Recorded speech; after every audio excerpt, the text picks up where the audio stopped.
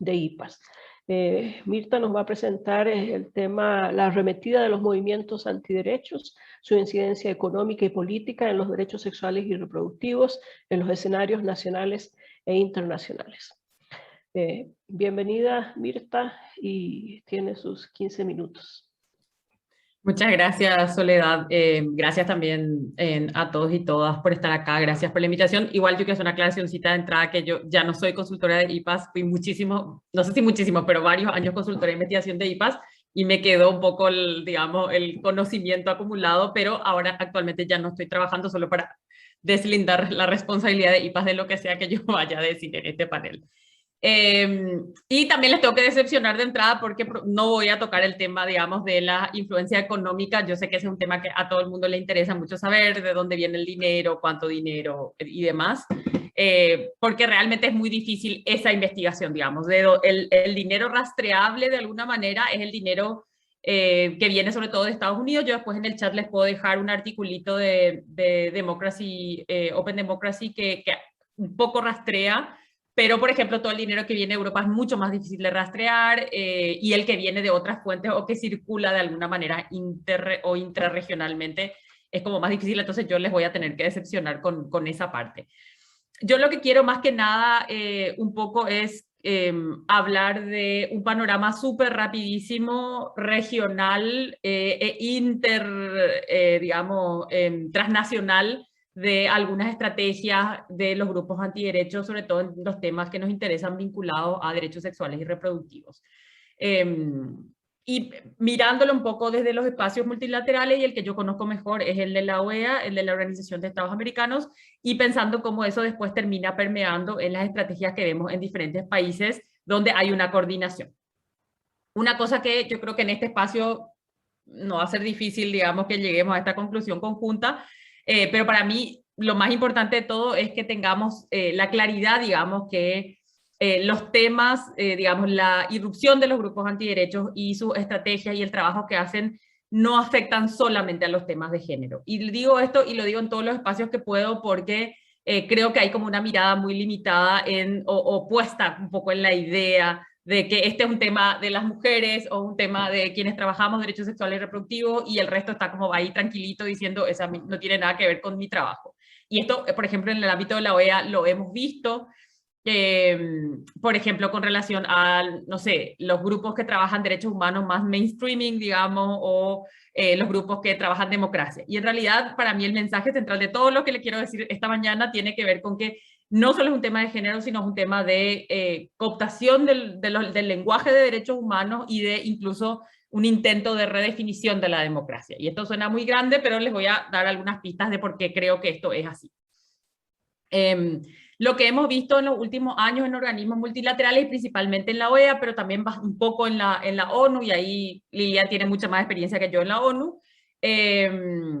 hemos visto como un giro en la estrategia que yo creo que también nos obliga mucho a repensar nuestras propias estrategias. O sea, las organizaciones de mujeres feministas venimos hace muchos años hablando sobre, por ejemplo, la laicidad y la separación iglesia-estado como algo un poco en estos términos. O sea, la separación entre iglesia y Estado ya está, es todo lo que hay que hacer. Y en realidad hay una emergencia y una redefinición de las estrategias de los grupos antiderechos que creo que nos obligan de alguna manera a repensar un poco las implicancias de la laicidad y sobre todo en términos más concretos, ¿verdad?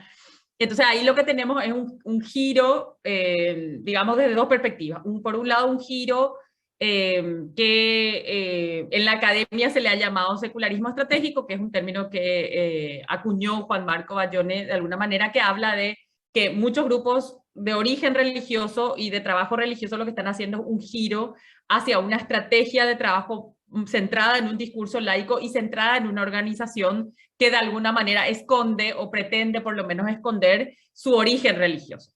Y eso en la OEA por lo menos lo hemos visto bastante claramente, hemos visto que,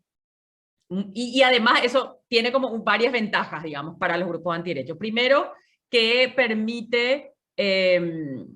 limar asperezas internas, digamos, entre religiones. Y eso, ya es porque a veces desde nuestro lado se tiende como a ver a los grupos religiosos como todos son lo mismo, son homogéneos, se entienden, todos se quieren y demás, pero en realidad eso no es así. En la estrategia del secularismo estratégico como entre otras cosas oculta ese origen religioso, permite que esas, digamos, esas tensiones internas no sean tan visibles, pero existen, están ahí. Incluso lo hemos visto en la OEA con los grupos evangélicos que han tenido tensiones internas que han sido públicas, digamos, en el último año, en este año principalmente. O sea, porque también son grupos que tienen una diversidad interna, aunque a veces a nosotras, desde digamos, desde nuestros lugares, les veamos como si fuera todo lo mismo, y en realidad no lo son, ¿verdad? La otra ventaja que les da este giro más de secularismo estratégico es que el discurso, al ser un discurso basado en otras cosas que no sean temas religiosos o, digamos, conceptos religiosos, sino en valores o en temas mucho más discutibles en democracia, les permite estar en los mismos escenarios donde estamos los grupos a favor de los derechos, o los grupos feministas, o los grupos que trabajamos derechos sexuales y reproductivos, de alguna manera en igualdad de condiciones, porque ya no está esta discusión de ustedes trabajan desde lo religioso. Eso desaparece de alguna manera y les coloca en la misma, digamos, en términos como actores en el escenario, más o menos en el mismo lugar. También hay un giro en el discurso donde el discurso pasa de ser religioso a ser un discurso de alguna manera basado en valores, y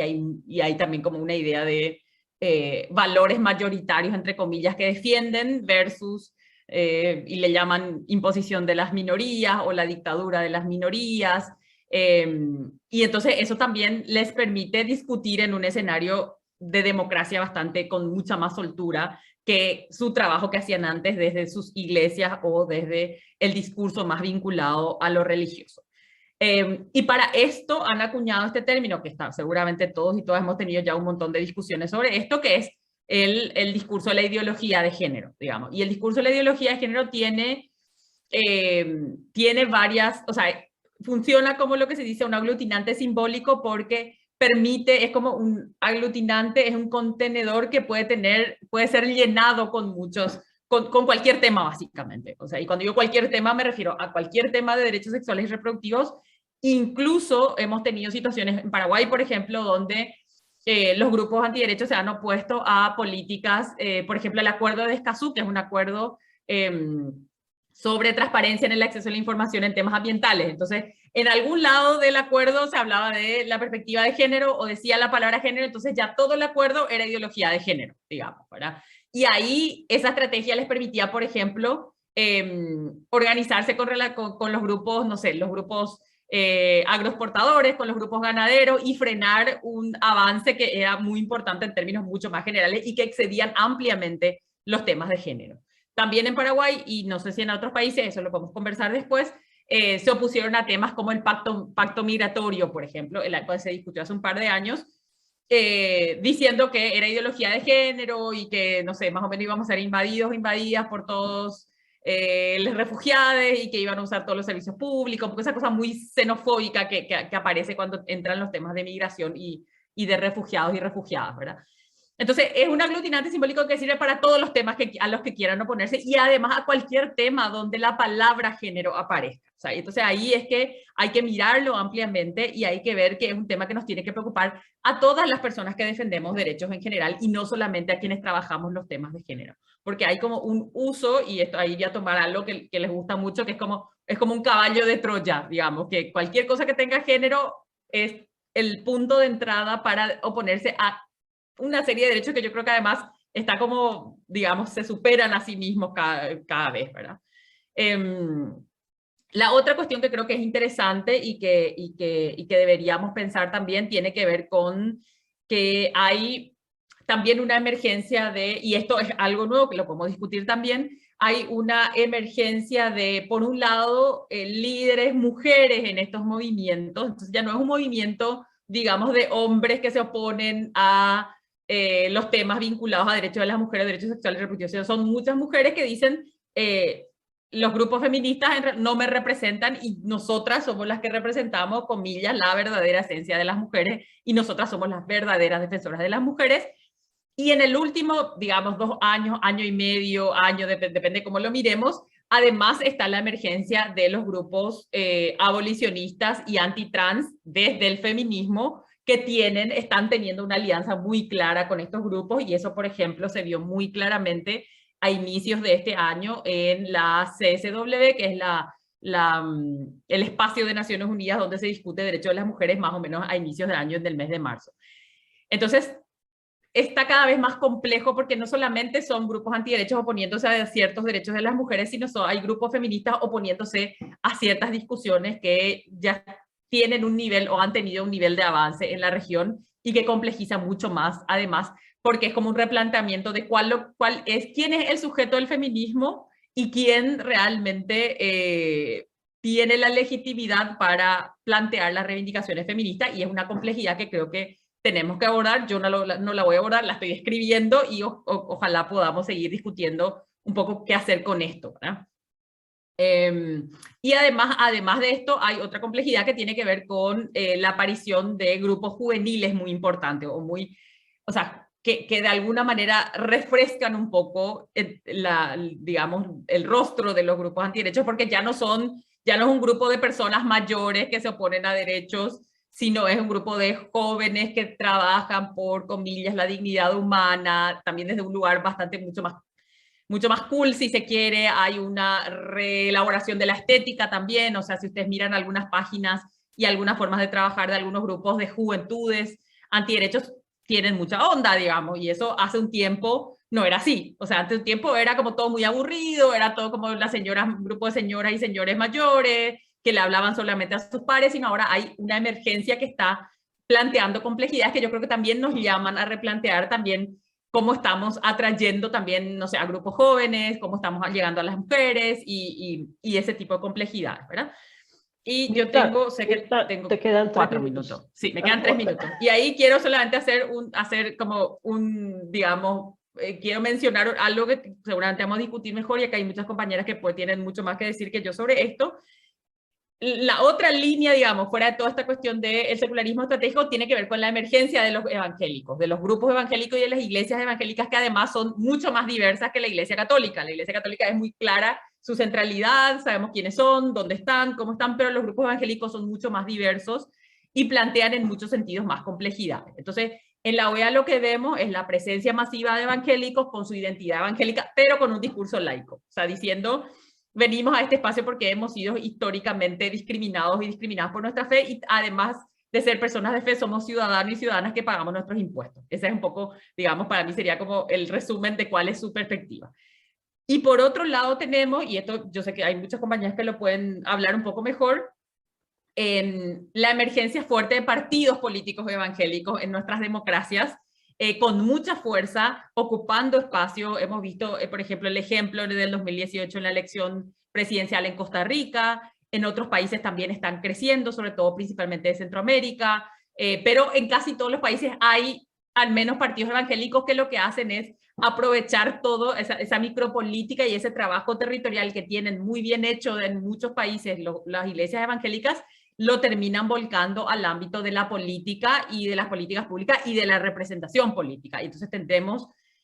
una tarea que tenemos es pensar qué hacemos frente a eso, porque en realidad estamos frente a una redefinición de la democracia. Entonces, por eso creo que al inicio les decía que es un tema de democracia, porque prácticamente están redefiniendo o intentando redefinir la democracia. Y lo último, yo con esto termino, tenemos campañas,